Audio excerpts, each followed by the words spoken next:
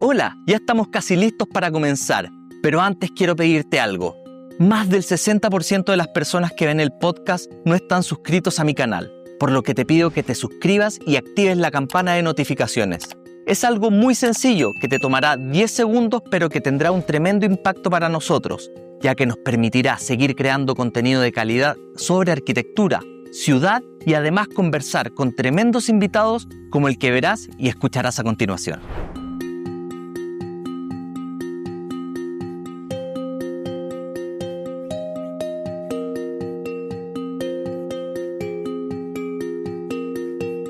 Hoy en el podcast de Arquitectura y algo más conversamos con María José Castillo, arquitecta titulada en la Pontificia Universidad Católica de Chile y doctora en Arquitectura y Urbanismo de la Universidad Politécnica de Madrid. María José es especialista en cooperación para el desarrollo de asentamientos humanos, vivienda colectiva y mejoramiento de barrios. Con más de 25 años de experiencia profesional, académica y en proyectos con comunidades, ha trabajado tanto en instituciones públicas como en ONGs y universidades, centrando su práctica en políticas públicas de vivienda, participación vecinal y desarrollo local. Actualmente, además de su labor docente, cumple el rol de asesora urbanista y jefa del Departamento de Asesoría Urbana de la Municipalidad de Providencia, liderando procesos de ordenamiento del espacio público y regulaciones comunales. En esta conversación buscaremos entender no solo cómo se construye una vivienda o barrio, sino cómo se piensa la arquitectura como herramienta de transformación social y urbana. Hablaremos de participación ciudadana, de escala local, de política de vivienda y de cómo la disciplina arquitectónica puede aportar más allá del objeto para incidir en comunidades. María José Castillo, bienvenida al podcast de Arquitectura y algo más. Un honor tenerte acá. Y nada, voy a partir con la pregunta que le hago a todos los invitados y para que la gente te conozca, ¿quién es María José Castillo? Gracias, Sergio, por la invitación. Bueno, soy una persona, mujer, mamá, abuela, un montón de otras cosas, yogi, etcétera, que hace, digamos, de su trabajo una forma como de desarrollo, diría yo, con la gente, con la comunidad, con los espacios que nos toca vivir, etcétera. También soy arquitecta y urbanista, como dices tú, pero no hay una sola mirada, digamos, en mi quehacer. Buenísimo. María José, ¿recuerdas cuál fue el primer acercamiento que tuviste con arquitectura, con la disciplina?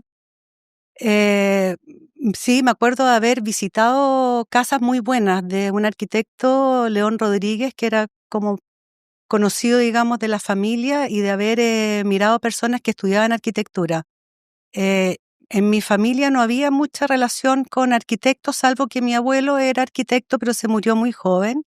Y digamos que entré a estudiar arquitectura porque era lo que combinaba un poco todo lo que yo quería hacer, un poco de dibujo, de diseño, de matemática, no lo tenía muy claro.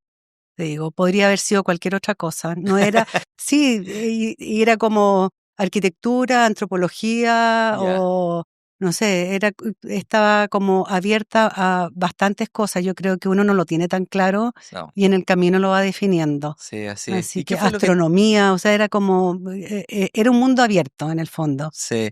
Y una vez que entraste, ¿qué fue lo que te fue seduciendo de la carrera de arquitectura? Eh, Mira, yo creo que la manera integral de ver las cosas, como que cualquier problema tenía muchas aristas y era bastante abierto y bastante creativo. Y yo creo que el diseño en sí me importaba mucho y también los procesos como de vivienda, los procesos de ciudad. Estábamos en dictadura, entonces importaba también mucho todo lo que era como lograr espacios de desarrollo mejor. Yo creo que eso se conversaba harto en la universidad y en la universidad me interesó mucho el tema de vivienda. Yo creo que eso fue como, tuve profesores, buenos profesores, José Antonio Gómez, Laliana Caraval, que tenían esa mirada como más urbana y más de vivienda que me hizo interesarme por ese tema. Claro, claro que sí. ¿Y en qué momento de tu desarrollo profesional empiezas a mirar el urbanismo, el desarrollo de las ciudades? Yo creo que mucho después.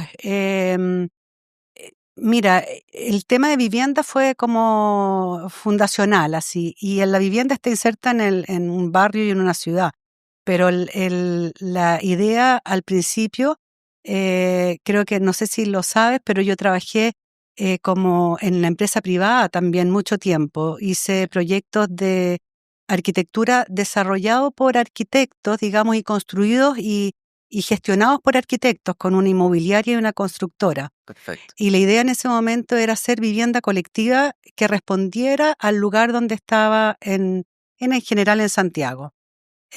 Por lo tanto, la mirada era hacer vivienda urbana. Y ahí se empieza a relacionar.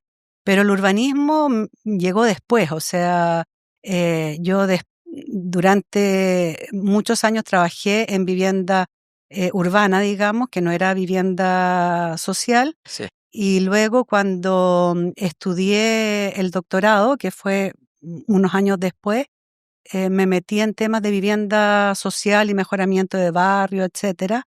Y el urbanismo así propiamente tal como uno lo entiende fue después de esos 2 periodos largos como metí en temas de vivienda urbana y de mejoramiento de barrio. Perfecto. Cuando te refieres a vivienda urbana es como desarrollo inmobiliario privado. Sí, vivienda colectiva Perfecto, privada, privada. pero que era hecha por una inmobiliaria de arquitectos. Ok. Te fijas, o sea, nosotros éramos el mismo mandante, Ya. por lo tanto elegíamos sitios muy, diría yo, específicos de la ciudad con una buena presencia y desarrollábamos proyectos también con participación de la gente, como pensando, eran edificios casi comunidades, en el barrio Las Lilas, en Santiago Poniente, los lofts de Brasil, los lofts de Yungay, el edificio Las Lilas, varios proyectos en los que en algunos momentos, en algunas ocasiones invitábamos a las personas para diseñar con ellos, pero también dejar espacios abiertos o sin terminar de manera de que se fueran completando con la intervención de ellos, etcétera. Departamentos un poco distintos a los que en ese momento había en el mercado. Claro. ¿Y cómo fue, o qué dirías que te entregó tu paso por el mundo privado? Porque hoy día tú estás en una posición, en el fondo, podríamos decir que es la contraparte de lo que se hace en el mundo privado. ¿Qué backup te entregó, qué enseñanza te entregó para lo que estás desarrollando hoy en día? Porque me imagino que tienes ese know-how tanto de haber desarrollado como Sí. de estar hoy día en una posición. Yo creo que es bien privilegiado el haber pasado por distintos mundos. ¿Sabes? Te diría, un mundo privado, después un mundo muy académico y de ONG, y luego el mundo público. Los tres son súper complementarios y te permite, yo creo que trabajar mejor en el sentido de que puedes conversar y tener negociaciones conociendo cuáles son como las visiones de los otros, los posibles aportes que hacen, las restricciones, eh, como que no hay nadie sentado en su trinchera, ¿te fijas? Yo creo que hay como más comunidad, hay más una conversación que es mucho más constructiva en el sentido de que comprendes desde dónde está hablando la otra persona. Sí, claro que sí. Para mí ha sido súper interesante, es como un privilegio Sí, tener esa posibilidad de estar en distintos mundos en el fondo. sí, así es. Oye, María José, em, te fuiste a estudiar a España, habiendo ya teniendo una carrera en el fondo detrás. Eh, Cuando estudiaste o hiciste tu doctorado, eh, ¿qué paradigmas se te derribaron respecto al urbanismo, a la ciudad? ¿Qué nuevos aprendizajes adquiriste que te han servido para el desarrollo profesional que hoy día Mm. tienes?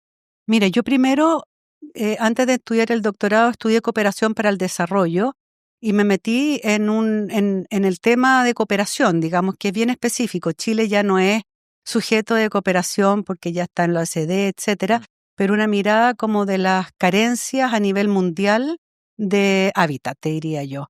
Y que son bien distintas y cuál era la posición de Chile con respecto a ese universo. Porque en ese momento y ahora todavía, Chile es como un ejemplo de país que ha construido un montón de vivienda social, que ha ido como, esto históricamente, a pesar del déficit que tenemos ahora, ¿no? Pero que ha ido construyendo y que tenía una política habitacional sostenida, por decirlo de alguna manera. Y entonces poner como en el escenario mundial esa política de vivienda que en muchas ocasiones se veía desde España, por ejemplo, se veía como un gran logro, que lo es sin duda, pero que tiene su lado B, digamos, como lo decía María Elena Ducci, el lado oscuro de la política habitacional chilena, ¿no? Que es todo o como lo dice Sugrañes en el problema de los contechos, ¿no? Toda la vivienda que después se ha tenido que reconstruir y replantear cómo se mejoran esos barrios, la vivienda sin ciudad. Claro. Y entonces esa mirada crítica que teníamos, a mí me queda más claro en el contexto universal y de alguna manera también hay un aporte desde la crítica a lo que nosotros hacíamos con respecto a otros países que estaban desarrollando proyectos de viviendas similares, masivos, digamos, desde el Estado sin tener una mirada más urbana. Yo te diría que eso. Y luego vino el mejoramiento de barrios como algo que me propuse hacer a la vuelta. Yo estudié, no estuve tanto tiempo en España porque hice algunos cursos y luego, como mi tesis era en Chile, la tesis era sobre las competencias que tenían los pobladores para construir políticas públicas, para construir vivienda, cómo ellos aportaban. Y entonces, haciendo el doctorado y un poco antes, me propuse meterme en temas de vivienda y de mejoramiento de barrio. Perfecto. Oye, a propósito de esto último que mencionas, siempre se habla y lo hemos conversado acá con otros invitados respecto a la participación vecinal o ciudadana en los proyectos de este tipo. Hay visiones dispares. Hay gente que en el fondo, colegas que cuestionan la participación ciudadana, hasta qué punto es, y que mencionan que en el fondo, si los proyectos los terminan definiendo y haciendo los vecinos, bueno, el arquitecto se transforma en un mero ente técnico que ejecuta lo que los vecinos están diciendo sin el aporte de una visión más profesional. Y por otro lado, hay otros que en el fondo entienden que esto lo entienden como un complemento a la labor que realizamos como arquitectos. ¿Cuál es tu visión respecto a la participación ciudadana en los distintos tipos de proyectos que pueden participar? Eh, bueno, mira, yo creo que el hecho de eh, como tomar y conversar sobre los problemas más cotidianos de la gente aportan a los proyectos mucho.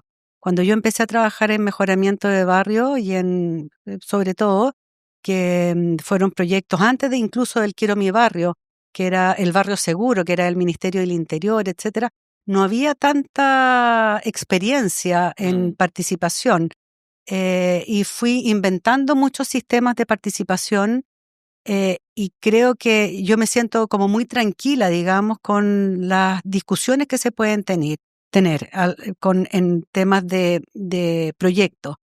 Creo que en ningún caso uno es como la persona que lleva la técnica, lo que quieren los vecinos, y tampoco como que los arquitectos imponen algo, sino que sirve como para poder detallar un poco más cuáles son las cosas necesarias. Uno no está todo el día, la noche viviendo en un lugar, no sabes cómo los problemas a veces muy invisibles, tendrías que ir 1000 veces a un lugar para conocerlos. Entonces, ese aporte es importante. No tengo como, digamos, mucho prejuicio con respecto a eso. Creo que para mí, por lo menos, siempre ha sido un aporte considerar las experiencias que ellos tienen y la discusión. No le tengo susto a la participación, creo que tampoco alargan los procesos, al revés. Muchas veces los acortan porque sabes de antemano como con mayor profundidad lo que hay que hacer y por otro lado después los proyectos no te rebotan, o sea, no son mucho más ajustados, ¿te fijas? Pero sí hay una manera como más integral de ver los problemas que los tienen los arquitectos o técnicas y eso tampoco se puede soltar. Tampoco tú puedes esperar que los vecinos te den como las soluciones de lo que hay que hacer. Muchas veces el repertorio de las soluciones los tienes mejor tú. Entonces yo creo que respondiendo a tu pregunta es un complemento. Sí. Te lo pregunto desde el desconocimiento. Nunca he tenido la posibilidad de participar en un proyecto con participación ciudadana. ¿Los marcos de participación están regulados? ¿O va a depender del proyecto, de la licitación, etcétera? Depende del proyecto. Ya. Y muchas veces una participación muy acotada como para presentar los proyectos, recoger observaciones, etcétera. Pero cuando yo te hablo de participación más profunda como esa, yo creo que hay metodologías que se tienen que crear especialmente para los distintos procesos y en el fondo se trata como de poder visibilizar los problemas que se quieren solucionar. ¿Te fijo? Yo creo que es un poco más orientado a eso. ¿Pero se está haciendo así? ¿O todavía falta que lleguemos a esos niveles? Falta, diría, porque hay cosas que se pueden participar y cosas que no. Hay regulaciones, así como que todos los proyectos debieran pasar por que la gente los mire y los observe, pero yo creo que el centro, digamos, está en justamente que el proyecto se ajuste a lo que se necesite, ¿te fijas? Y hay miles de maneras de llegar a eso. Lo entiendo. Antes de seguir con el podcast, si hablamos de espacios únicos, tengo que contarte de un lugar increíble, Cumbres de Zapallar, donde convergen la naturaleza y exclusividad. Imagina despertar cada día rodeado de bosque nativo, con esa paz que solo te da el entorno natural. Sin duda, este loteo está pensado para quienes entienden que la arquitectura no es solo construir, es crear conexión con lo que nos rodea. A tan solo 2 horas de Santiago y a 10 minutos de Curicó, Cumbres de Zapallar es el lugar perfecto para desconectarte, tener una segunda vivienda o una inversión inteligente. Descúbrelos en cumbresdezapallar.cl. No es solo un terreno, es una oportunidad. ¿Ves tensiones entre las regulaciones existentes, las leyes existentes, versus la realidad que se está necesitando en los barrios, ya sea tanto en espacio público, vivienda, etcétera? ¿Crees que de pronto la regulación, nuestra ley, nos limita un poco respecto a la calidad de los proyectos que deberían plantearse? Sí, mira, como asesor urbanista que me ha tocado hacer normas y seguir normas, veo que, claro, los procesos se han ido complicando un poco. Yo tengo claro que hay que tener una regulación de los procesos, pero muchas veces los proyectos mismos necesitan mirar en más detalle lo que pasa. Es distinto una calle que está completamente consolidada con un proyecto nuevo, las preexistencias, etcétera. Entonces, muchas veces las normas, claro, tienen que ser iguales para todos, pero no dejan mucho espacio para ni la innovación, ni características específicas de los territorios. Y, por ejemplo, eso es mucho más patente en los planes reguladores, en lo que es normativa. Los planes reguladores tienen como 17 normas, todas iguales de Arica a Punta Arenas, que no ven la especificidad de cada territorio, dejan muy poco a la regulación comunal. Ahora hay planos de detalle, hay incentivos, hay algunas maneras como de meter algunos temas de sustentabilidad o de forma urbana que vayan más allá de los parámetros, así como altura, distanciamiento, etcétera.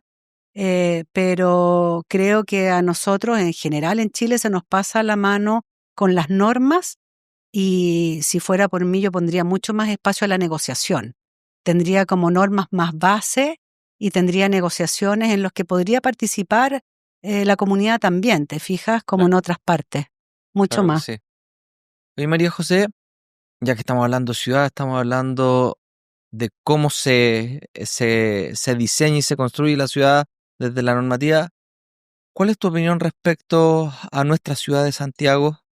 ¿Cómo ha ido creciendo? ¿Qué temas ves ahí que todavía hemos flaqueado un poquito? Te pongo un ejemplo a modo personal. La extensión que está tomando Santiago, yo lo encuentro una locura. O sea, se ha ido expandiendo, que es una locura y no estamos aprovechando unas densidades controladas, bien manejadas en espacios que podrían tenerlas todavía. No sé qué opinas tú. Claro, de todas maneras, comparto esa opinión. Creo que Santiago debiera ser una ciudad más densa de lo que es ahora, que tenemos espacio suficiente que ya está urbanizado como para densificar en densidad media, de forma equilibrada, con usos mixtos, con buen transporte público. Y además, Santiago no solo ha crecido demasiado, sino que ha crecido con una inequidad salvaje. Entonces, yo creo que el foco debiera estar en el pericentro de la ciudad, en cómo poder eh, transformar todas las poblaciones que se hicieron desde los años 60 hasta ahora, sobre todo dentro del anillo Américo Vespucio, pero ahora tenemos todo lo que está afuera en pedazos de ciudad completa, digamos, Sí. en que se integren y no se, digamos, que no se evidencie ese estándar tan distinto que tiene el centro con respecto a ese pericentro, en el fondo. Sí, claro que sí. Bueno, yo también lo hemos conversado otras veces. Yo creo que Chile en general tiene la oportunidad de aprender de los errores que se han cometido en Santiago para regiones, porque las regiones todavía hay mucho que hacer ahí. Bueno, sin ir más lejos, yo vivo en Curicó Mm, actualmente, escapé de Santiago, y Curicó está actualmente en cambio de plan regulador. Eh, claro, y uno ve el plan regular y como que se asusta le de la bata y dice, "Uy, chuta, estaban repitiendo los mismos errores que en claro. Santiago". ¿Cómo crees tú que las ciudades tienen que tener esa mirada respecto a lo que ya se ha hecho en una urbe con la cantidad de habitantes que tiene Santiago? Sí, mira, yo creo que el problema que hemos tenido nosotros es que cada planificación va por separado. Tienes primero, en el caso de Santiago, un plan intercomunal que muchas veces se pone por encima de los planes comunales, no hay una coordinación, no hay una visión integral y no hay una visión que tenga como ejes importantes. O sea, el transporte público asociado al transporte público, los grandes equipamientos, ¿no es cierto? Y luego una manera integral de ver los distintos polos de desarrollo, en fin, como cada parte ve su sector, digamos, de forma independiente, donde No están, se dialoga. no se dialogan, donde no se conversa y no se planifica. No hay una planificación integral del territorio. Entonces, ¿dónde se ponen los hospitales? ¿Cómo están los hospitales asociados al transporte público? Como algo que sería básico. Entonces, yo creo que lo que nos falta es más una coordinación intersectorial que pueda mirar la ciudad y decir, pucha, para allá vamos, ¿cómo queremos estar a 30 años? Y desarrollar Una imagen una objetiva. imagen objetiva, un plan maestro, un plan integrado que pueda combinar los distintos sectores. Yo creo que eso no ha estado nunca. Y por otro lado, la planificación urbana en sí también ha sido como una planificación como que ha cambiado de eje, ¿no es cierto? Tenemos como idea de que sea más compacta, luego que se abra el límite urbano y se construya con condiciones, con unos proyectos con condiciones que nunca se llegaron a desarrollar y nunca se construyeron en el fondo, con mucha dificultad. Entonces, ha sido como bien errático, te diría yo, Sí, la planificación y sin una mirada integral. sí, sí, eso pasa. Oye, te voy a hacer inmediatamente una de las preguntas difíciles del podcast. Ya la Ya. conversamos fuera de grabación y me gustaría saber qué es para María José Castillo la arquitectura. Ah, ya, pero mira, no es tan difícil, yo creo, ¿Ya? porque para mí la arquitectura y el urbanismo es como lo mismo, ¿ah? No hay mucha diferencia de partida, pero es como cómo hacer amables los espacios en los que estamos. Tiene que ver solamente con eso. Es como hacer amable una casa, como hacer amable una plaza, como hacer amable una calle, como una calle tenga sombra, sea rico, te quieras estar. Es como súper sencillo y a veces como, Con la complejidad que eso tiene. claro, tiene una Mm, complejidad, pero para mí son espacios amables. O sea, nada más lejos para mí que una casa teórica hecha por un arquitecto que mida, no sé, bueno, no quiero estigmatizar, un ancho difícil de poder habitar, ¿no es claro. cierto? Y que que implique, digamos, un costo para las personas, Mm. que implique algo como que no te sientas cómodo. Para mí la comodidad, tanto en una casa, en una cocina, en un espacio público, en una plaza, es como lo que define la arquitectura. Y eso implica tener muy claro cuáles son, digamos, esos detalles que hacen cómodo y vivible. Por supuesto que también es bello. O sea, todo eso es bello, pero no es bello porque a uno se le ocurra hacer una arquitectura de cierta manera, sino que porque es amable con lo que quieres, porque tiene buenas proporciones, porque no llama la atención, porque se funde con eh, con el entorno, que no es algo así como, no es una escultura, no es algo como separado del resto. Sí, claro. Eso, no, yo no lo encuentro tan difícil esa definición, para De mí hecho, la creo que tengo como bien claro. que es la primera definición así como tan clara y sencilla que me dan. ¿Sí? Sí, así que no, genial. Antes de seguir con el podcast, te cuento un dato arquitectónico más que interesante.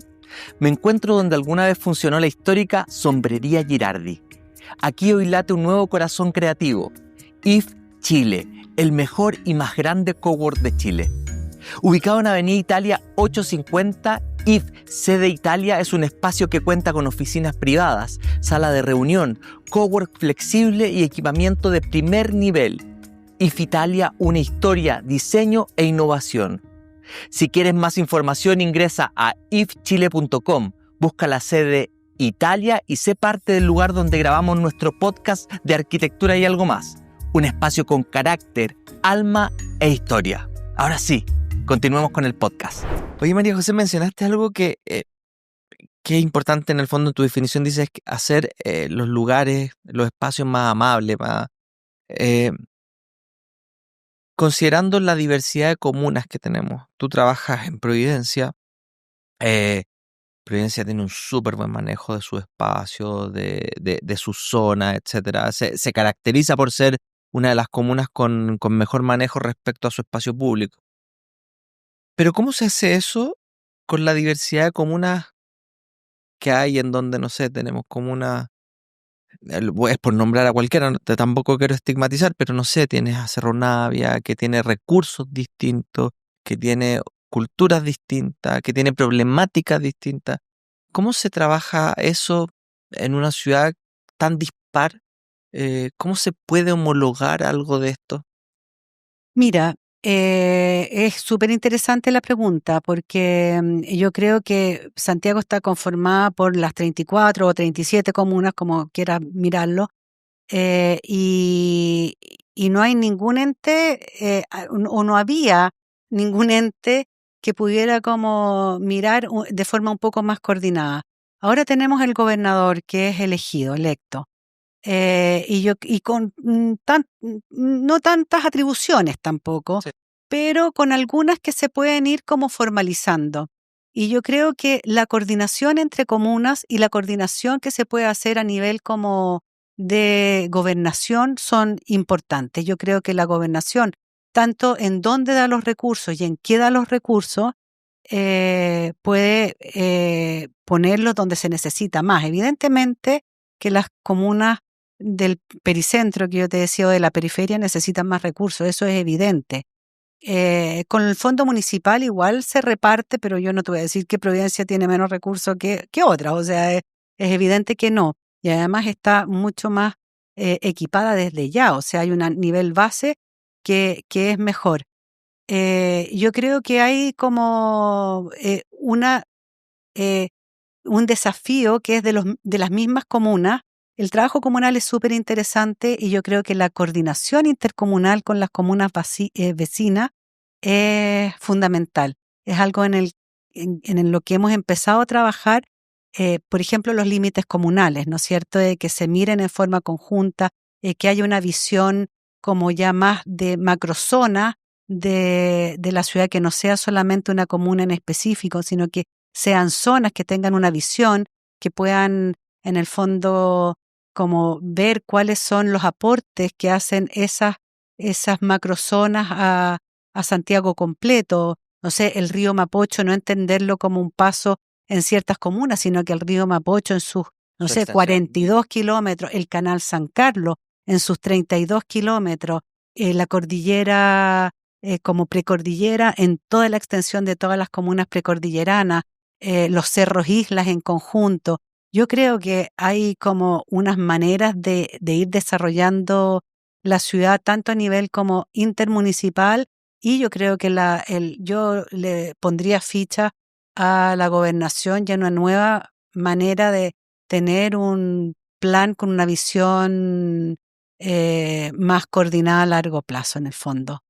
Y evidentemente que hay que poner recursos sobre todo a las zonas que en este momento tienen menos y que tienen un déficit más estructural de urbano. O Sí, sea, claro. hay que transformar esas comunas en comunas más mixtas, que no sean solamente, por ejemplo, de vivienda social, con muy buenos equipamientos, con muy buenos parques, con una calidad, te digo, superior de bienes públicos, que son los que hacen la diferencia. O sea, Sí. todos tenemos acceso a los bienes públicos, por lo tanto, los grandes parques o las plazas mejores debieran estar en la periferia, o debieran empezar o seguir construyéndose más en el pericentro y en la periferia. Sí. La visión integral que Mm, tú mencionabas delante, o sea, sí, no ver solamente el déficit de vivienda que tiene una comuna determinada, sino que lo asociado a esa vivienda también que se necesita para que funcione como un sistema, sí. ¿sí? A propósito de eso, eh, hemos visto distintos tipos de proyectos de viviendas sociales, en donde hay algunos que se centran en el elemento arquitectónico vivienda, Ujú, entendido como una casa, eh, pero que es solamente eso. Y por otro lado tenemos otro tipo de proyectos eh, que son de manera más integral, como lo hemos dicho, en donde la vivienda le integran en un sistema urbano relacionado con servicios, con comercio, etcétera. A mí personalmente siempre me ha llamado la atención, entendiendo nosotros desde la disciplina que eso funciona tan bien, porque muchas veces se sigue haciendo licitaciones de vivienda como el elemento vivienda solo, y que finalmente es para entregarle un espacio. Me da la sensación que es como para cumplir con la cantidad sin entregar la calidad de vivienda que requieren los habitantes. sí. Bueno, el tema del déficit de vivienda y lo masivo, etcétera, es un problema grande que no hemos sabido solucionar. Hemos ido avanzando de distintas maneras. Em, yo creo que en este momento el ministerio se está metiendo en proyectos urbanos integrados, que es como digamos, zonas urbanas que necesiten desarrollo, no necesiten vivienda, necesiten desarrollo integral. Y yo espero que eso vaya avanzando.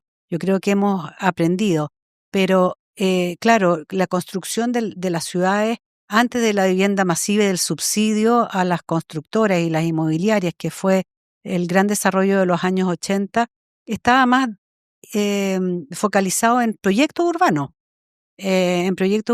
que fueran más completos y que aportaran no solo vivienda, sino que el barrio completo. Yo creo que le hizo muy mal la mirada de solamente vivienda masiva programas de subsidio en que se licitaba una cantidad de plata y se tenía que construir, ganaba el que construía más viviendas por más metros cuadrados sin importar nada. Eso le hizo muy mal porque se construyó mucho. Y yo creo que en este momento, claro, tenemos un déficit de vivienda, pero yo creo que el déficit de vivienda, para que sea rápido, hay que pensarlo, que sea rápido, pero que no cometa los mismos errores del pasado. En el fondo, necesita una mirada como mucho más innovadora, yo creo. Yo creo que la densificación de los barrios pericentrales, donde están la cantidad mayores de allegados y de campamentos, debiera tener una solución mucho más ágil, de poder densificar, como los proyectos que empezó a hacer el taller 9x18. Nosotros empezamos a hacer proyectos de densificación predial en poblaciones 9x18 en el año 2000 más o menos, y eso ha continuado. Hay personas que se dedican a hacer radicación de allegados y lo que se llama condominios familiares, digamos, en las poblaciones, que tiene ya un sistema bastante más evolucionado, pero que siguen siendo proyectos como más específicos, no tienen la masividad que puede tener una construcción de vivienda nueva, ¿te fijas? Yo le pondría muchas fichas a eso, pero necesita una logística de dónde se van a vivir esas familias entre medio, de prefabricación, porque necesitamos hacer las cosas prefabricadas, todas las viviendas prefabricadas para hacerlo rápido, una mirada de los campamentos también, como de erradicación de esos campamentos, pero con más densidad. Creo que hay que ver cómo se pueden agilizar esos procesos, pero también meterle mucha cabeza a pensarlo, porque detrás de cualquiera de esos proyectos distintos, que no sea la construcción masiva, necesitas muchas horas hombres para pensar, muchas horas hombres de logística, y eso hay que pagarlo. Sí. Y eso como que cuesta comprenderlo, yo creo. O cuesta, si se comprende, cuesta como en el fondo gestionarlo y meterlo dentro de una manera lógica, digamos, de que el Ministerio de Vivienda lo asuma. Sí. Oye, María José, delante mencionaste esta visión integral de la ciudad, que hoy día pasa un poco por manos del gobernador, que debiera unificar en el fondo estas distintas necesidades que va teniendo la ciudad. Pero muchas veces esas decisiones pasan por otras áreas que no tienen nada que ver con la arquitectura. Muchas veces son decisiones por indicadores económicos, por ingresos, por etcétera, un montón de cosas que están fuera de la arquitectura. ¿Crees tú que nos hace falta como arquitectos meternos más en esos temas y ser actores un poquito más relevantes? No sé si en política o en cargos públicos en el fondo, eh, que permita incentivar o empujar este tipo de decisiones, porque el diagnóstico yo creo que es súper transversal y más o menos los que conocemos un poco cómo debería funcionar una ciudad sabemos que es así. Pero falta este empuje para la toma de decisiones o crees que pasa por otro lado. No, de ninguna manera pasa por otro lado, y creo que nosotros tenemos todas las competencias como arquitectos urbanistas para hacerlo. Lo que pasa es que no solos, y ahí cada uno aporta su expertise. Yo creo que el urbanismo no es una mirada solo de arquitectos, o sea, los urbanistas son mucho más que arquitectos. Por lo tanto, nosotros con formación de arquitectura y que somos más urbanos, estamos acostumbrados a tener contrapartes económicas, ingenieros de transporte, digamos, todas las otras disciplinas que aportan al urbanismo, que necesitan trabajar juntos para meterse en políticas públicas. Creo que los arquitectos están absolutamente capacitados para estar en esa mesa, para tomar decisiones, para liderar decisiones, para estar en políticas públicas y en puestos clave. absolutamente. Pero igual que un economista no podría tomar las decisiones solo, nosotros tampoco, Sí. ¿te fijas? ¿Y nos faltan urbanistas? ¿Falta más Yo gente que creo esté que sí, metido yo creo en...? que sí faltan urbanistas. Y yo creo que además a los arquitectos les falta meterse en temas urbanos. Muchas veces nosotros ya sabemos que los arquitectos pueden desarrollarse disciplinarmente en cualquier campo. Es muy abierto. Eh, pero sí, por ejemplo, desde el municipio yo me doy cuenta que me encantaría llegar a muchos más estudiantes de arquitectura. Nosotros tenemos plazas de prácticas profesionales en las que trabajamos con algunas universidades y aprenden mucho y quedan como, o sea, entienden harto lo que hay que hacer. Yo te diría que, claro, está el urbanismo desde el mundo privado, pero está el urbanismo desde el mundo público y, bueno, es un privilegio trabajar en Providencia. Yo estaba acostumbrada a trabajar en la periferia cuando asumí en Providencia. Fue como un cambio, wow, como ya el centro y recursos, como ahora, ¿qué hago? ¿Te fijas cómo es este cambio? Y hay un montón de cosas por hacer, que ese es otro tema, porque hay buenas prácticas, se lideran, hay iniciativas que se comparten, o sea, hay muchos beneficios de estar ahí. Em, como también encantar a los estudiantes, ¿te fijas? Porque no se conoce el trabajo que hacen los municipios y hay municipios que obviamente necesitan mucho más recursos humanos que el que tiene Providencia. En Providencia tenemos un buen equipo de urbanistas, pero en otros municipios está con suerte el asesor urbanista solo, ¿te fijas? Sí, Entonces es poco lo que se alcanza a hacer. Y, y en las comunas uno ve de todo, o sea, ves desde el detalle de una taza de árbol o cómo hacer que los árboles crezcan bien, hasta grandes proyectos urbanos como, no sé, el Nueva Alameda Providencia, sí, que se claro. está terminando de construir. O sea, las escalas son completamente distintas, de verdad, que nosotros vemos desde la taza del árbol, la ciclovía, los grandes proyectos, es Es como, muy amplio. es muy amplio, ves Ah, genial, muchas escalas distintas. genial. María José, tú has hecho clases durante muchos años, tuviste ahí una pequeña pausa y retomaste hace poquito, volviste al aula. Em, ¿Cómo es la formación actual de los arquitectos en Chile? ¿Hay algo que tú le sumarías a la formación de los arquitectos? Mira, la pregunta es demasiado general, yo creo que depende de cada universidad. Ya. Pero eh, yo creo que esperaría, digamos, de que los arquitectos tuvieran una formación como más abierta a otras disciplinas, Ya. fundamentalmente. Sí, Eso te diría en general, que pudieran dialogar bien, que no estuvieran encerrados como en su propia disciplina.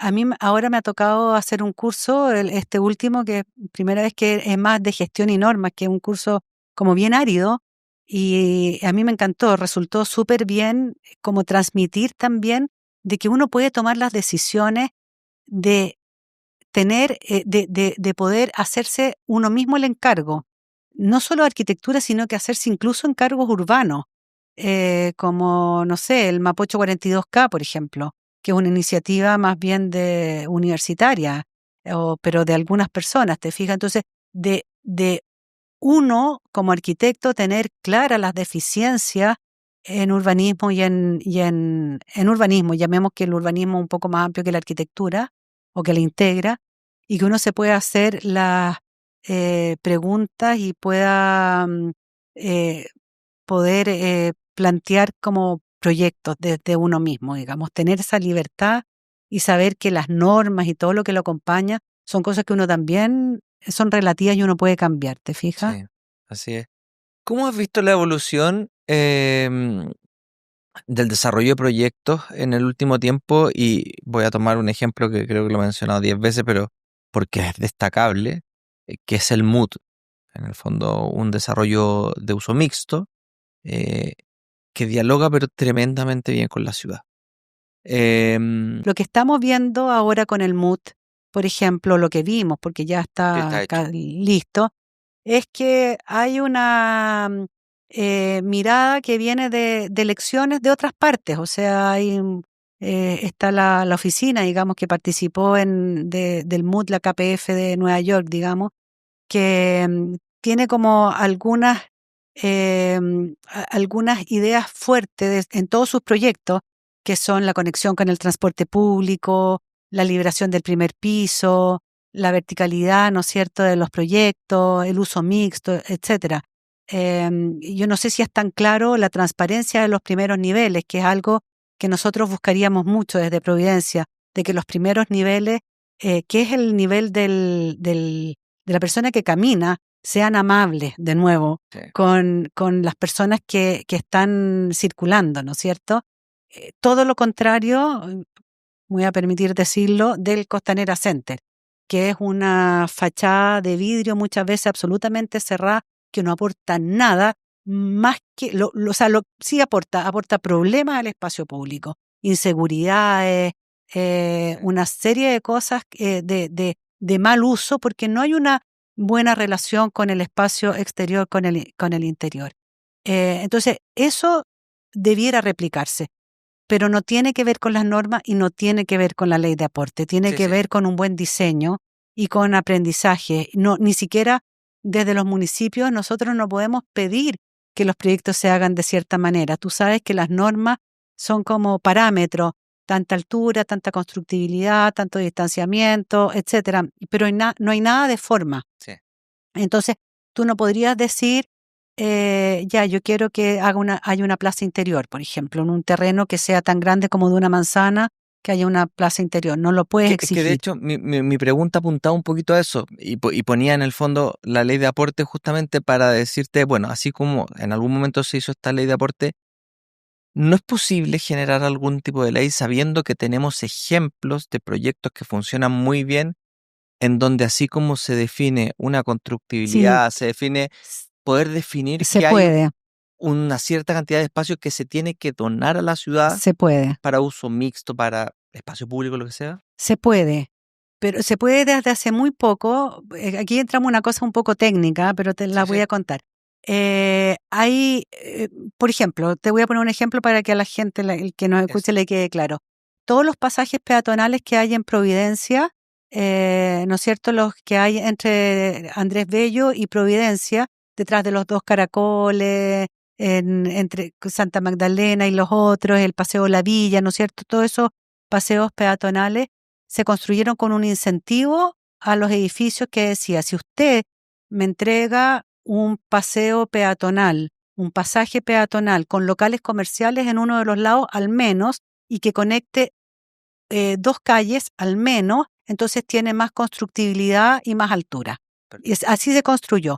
Después eso, la normativa dijo, no, los incentivos no existen. Como muchas cosas se desconocieron muchos detalles de los planes reguladores, entre ellos eso. Y ahora hace poco se pusieron incentivos y planos de detalle, que es algo que debiéramos utilizar mucho. En Providencia ya hicimos los primeros planos de detalle para el barrio del Aguilucho. Y eso significa que podrías darle forma a ciertos espacios, podrías decir, podrías, por ejemplo, definir que los primeros pisos sean solo de comercio. Comercial, claro. Antes no lo podías hacer, o era todo de vivienda o todo de comercial, etcétera. Podrías ya empezar a detallar más por niveles, empezar a dar incentivos si es que hay espacios de áreas libres o plazas en el primer piso que se construya en los últimos pisos. O sea, podría empezar con la norma a definir un poco más los atributos que quisiéramos que sean como aportes urbanos de los edificios. Perfecto. Pero Eso sí se podría hacer. eso nace del plan regulador. Eso nace del plan regulador, significa una modificación del plan regulador, significa mucha cabeza porque no es fácil pensarlo, digamos. No todas las comunas tienen la posibilidad de ir tan al detalle. Yo creo que Santiago tenía algo similar, no se llamaba plano de detalle en ese momento, se llamaban seccionales. Nosotros hicimos el del barrio del Aguilucho, que yo me imagino que se va a empezar a usar y va a ser un aporte, pero sí se podría hacer. Y yo creo que es algo que tenemos que aprovechar y Sí, usarlo. Claro que sí. Sí. Bueno, hay que partir porque todas las comunas ojalá tengan plan regulador. Claro, antes, estamos antes de eso. de todas maneras. Sí. Oye, volvamos al tema de la vivienda. Ujú. Lo vamos a mezclar un poquito con esto del uso mixto y todo. Eh, ¿Cuál crees tú que es la fórmula, por llamarlo de algún modo, eh, en que la vivienda social pueda ser un aporte para el futuro de la ciudad y de la sociedad acá en nuestro país? ¿Va por este lado del uso mixto? Yo soy un defensor del uso mixto. O sea, lo que pasa es que el uso mixto está súper instalado en las poblaciones. O sea, si tú vas a cualquier población 9x18, nosotros llamamos 9x18 a casi todas las poblaciones que se han construido, que son de 9 metros de frente por 18 de fondo. Ok. Está todo construido así. La vivienda convive con todos los otros usos, almacenes, etcétera. Yo creo que la ciudad tiene que tener uso mixto completamente, porque lo que tiene solo vivienda, o sea, mucho dormitorio deja muy vacío durante el día, ¿no es cierto? Las oficinas dejan muy vacío, oficina o Sí, comercio muy claro. vacío la noche.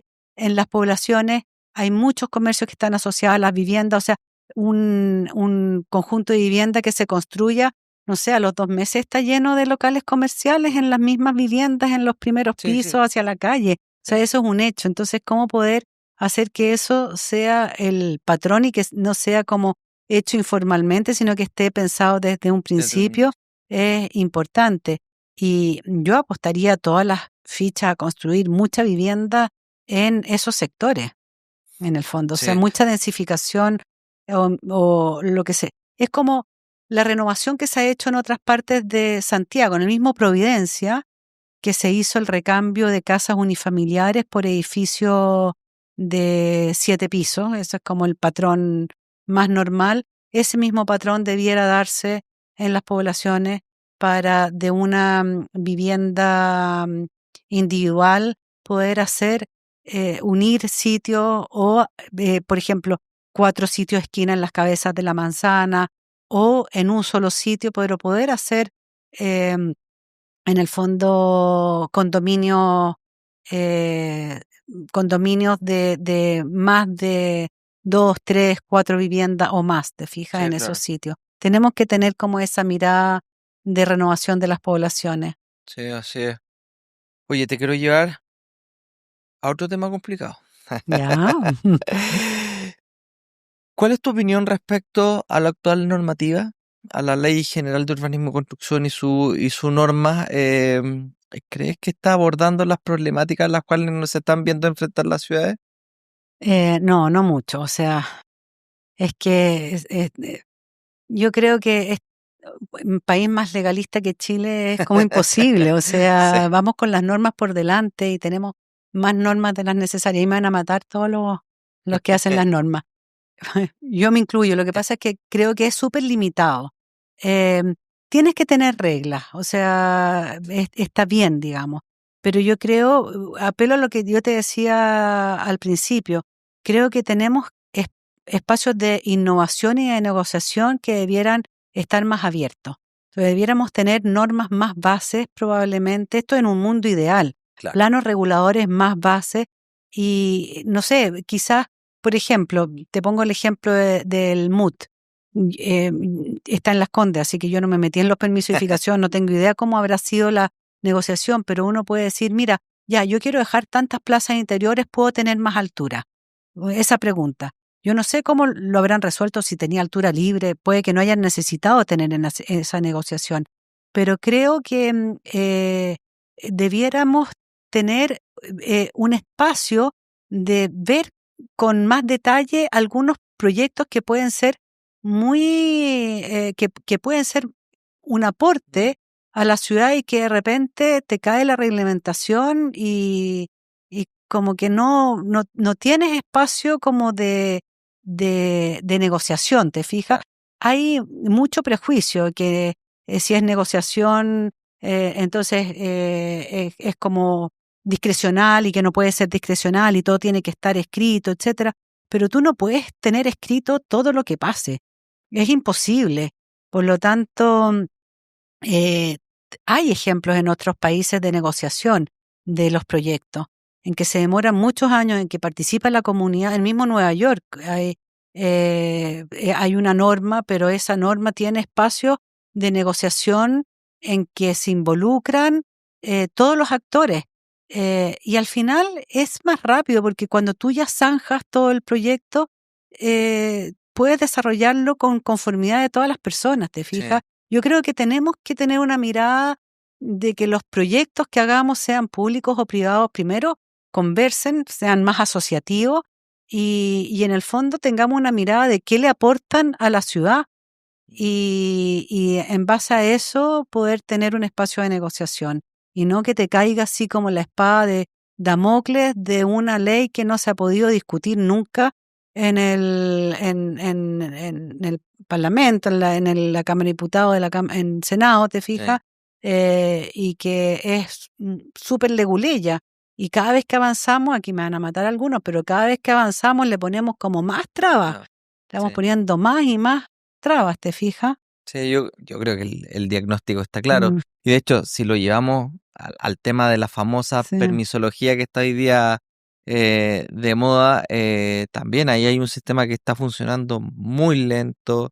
A propósito del ejemplo que tú dabas en Nueva York, bueno, en Estados Unidos en general, la otra vez conversamos con Gonzalo Mardones, que nos comentaba que allá hay una reunión previa antes de empezar a tirar cualquier línea en donde te dicen cuál es la norma que aplica para tu proyecto. Y tú tienes que cumplir eso. Acá lo hacemos al revés. Acá se dibuja todo y se presenta para revisión. Es como extraño. Sí. En ese sentido, te quiero preguntar tu opinión respecto a las DOM, respecto a cómo están funcionando, respecto a qué se puede mejorar desde tu punto de vista. Sí, mira, yo creo que a mí me carga la palabra permisología, porque es como que las personas que dan los permisos pusieran las trabas. Y no creo que sea así. Yo creo que en el fondo hay un sistema súper anticuado en que hay normas por un lado y que tienes que cumplir y no conversan. Entonces, lo que decía Gonzalo, lo que te explicaba, tiene todo el sentido. O sea, la idea es cómo tener una mirada mucho más coordinada entre los desarrolladores inmobiliarios, el Estado, y cómo hacer una asociación mejor desde un inicio y poder conversar lo que queremos. O sea, cómo nosotros como comuna vemos que debiera ser el desarrollo de la ciudad, cómo los inmobiliarios encajan y encajan bien. No proponen, en este caso, si hay un proyecto, no sé, de, aquí algunos me van a matar, pero de micro bodegas en la calle más importante de Providencia, con camiones entrando en la esquina mejor, ¿no es cierto?, lleno de plátanos orientales, es un caso que no está tan lejos de la realidad. ¿Cómo hacer para que ese desarrollador inmobiliario pueda plantear un buen proyecto que haga sentido en esa esquina, que le dé todo la ganancia que él quiere obtener, pero que también sea un aporte y que no sea sacarle punta a una buena ubicación, Sí, claro. para poner una microbodega? ¿Te fijas? Yo creo que estamos súper lejos de eso. Entonces no es eso ya no es permisología, va mucho más allá, es como visión de ciudad, ¿te fijas? Sí, claro. Y es como, en el fondo, acordar previamente entre todos qué queremos de la ciudad, ¿te fijas? Me hace mucho más sentido lo que decía Mardones, en el fondo, como de ponerse de acuerdo antes, ¿te fijas?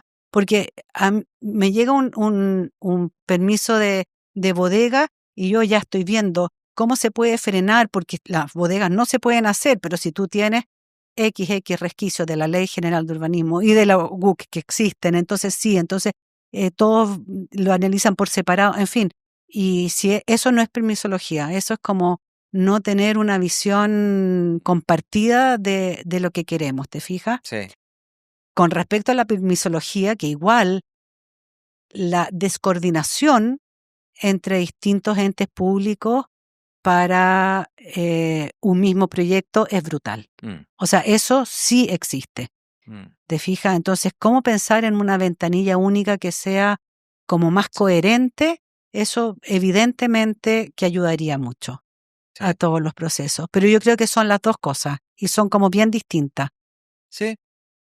Ahora es que hay varios temas acá, porque uno efectivamente es lo que tú mencionas respecto a esta visión de ciudad, que también estuvimos aquí conversando con quienes llevan adelante los premios Aporte Urbano, los premios PAU, que en el fondo ellos hacen una labor tremenda respecto a incentivar esta visión de ciudad de la que tú hablas. Pero por otro lado tenemos también lo que hablábamos delante de estos municipios que tienen pocos recursos, en donde probablemente el director de obras es el que atiende la ventanilla, es el que revisa los proyectos, el que emite los certificados y lo hace todo, él y una persona más. Y que me da la sensación, o yo quiero entender que probablemente por ahí pasan también ciertos retrasos, porque hay direcciones de obras que no tienen los recursos. Pero efectivamente hay algo que abordar ahí de manera, no sé si desde más arriba, desde la CEREMI, desde el ministerio incluso quizás, en donde no puede ser que hayan proyectos, creo yo, que estén esperando 7, 8 meses, 10 meses por una carta de observaciones. Sí, bueno, ahí evidentemente hay un problema de personal. Y un problema de personal que yo creo que también hay otros, en este momento hay otras instancias que podrían ser, que podrían ayudar harto. Estamos en Maipú y Providencia se está probando Lo vi, sí. todo lo que es inteligencia artificial para revisar, como con dos miradas, tanto para los municipios como para los desarrolladores o los arquitectos que presentan proyectos desde la claridad de las normas a la aplicación de las normas, que yo creo que se van a abrir ventanas de revisiones más rápidas, de no tener esos atrasos, pero mucho pasa también por falta de personal municipal en algunas partes. O sea, tienes miles de carpetas municipales para revisar y eso es un hecho. Sí, así es. María José, quiero terminar con la última pregunta, o más que una pregunta, pedirte que le digas algo a la nueva generación, a los que se están formando, a los que están en la universidad hoy día, a los que están recién saliendo, No. para motivarlos a seguir esta linda carrera que es la arquitectura y el urbanismo, que se interese la gente por nuestras ciudades y por meterse en temas que son probablemente un poquito más complejos, pero que son necesarios para hacer mejores ciudades. Yo les diría que tomen las riendas de su desarrollo, en el fondo, que no esperen que les llegue encargos, proyectos, que piensen en los problemas de la ciudad y puedan proponer proyectos, proponer soluciones, ver cómo se gestionan, que vayan más allá del diseño. Creo que el diseño en sí es una herramienta útil, pero de nuevo es como la base de nosotros. O sea, nosotros tenemos esa herramienta, pero no se justifica en sí, digamos. Yo les diría que como que se atrevan a soñar y que sueñen las transformaciones urbanas que necesita la ciudad, que la miren bien. Muchos de los estudiantes de arquitectura ya no es una profesión de élite que se estudia en muy pocas partes. Hay miles de universidades repartidas por todo el territorio. Los estudiantes conocen bien la ciudad, la viven y que confíen también en su propia apreciación de la ciudad, que confíen, que miren y que propongan proyectos de alto nivel y que se autoencarguen los proyectos de desarrollo. Eso les diría.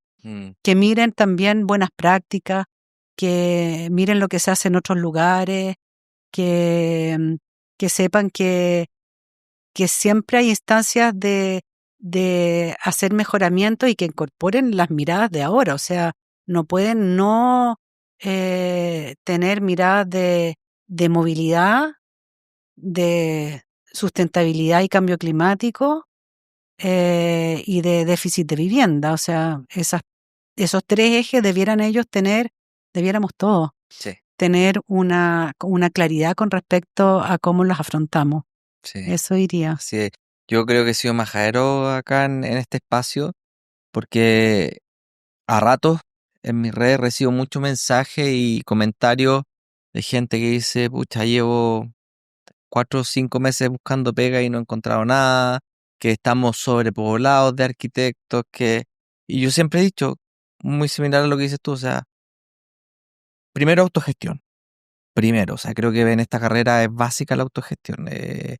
Segundo, ampliar el horizonte. Lo que te entregan en la universidad es el desde. Aprender más, especializarse en algo, el urbanismo, por ejemplo.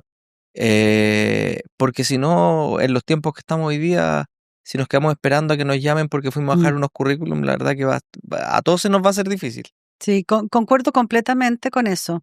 Yo creo que la autogestión y sobre todo, o sea, para los problemas que tenemos de la ciudad y de vivienda, yo la vivienda la veo, para los problemas que tenemos necesitaríamos mucho más arquitectos en todas partes, necesitamos un montón de arquitectos, entonces no somos tantos, sino que tenemos que poner nuestra visión junto con otros, o sea, no creo que seamos solos tampoco. Así es. Juntos con otros y hacerse los propios encargos es fundamental.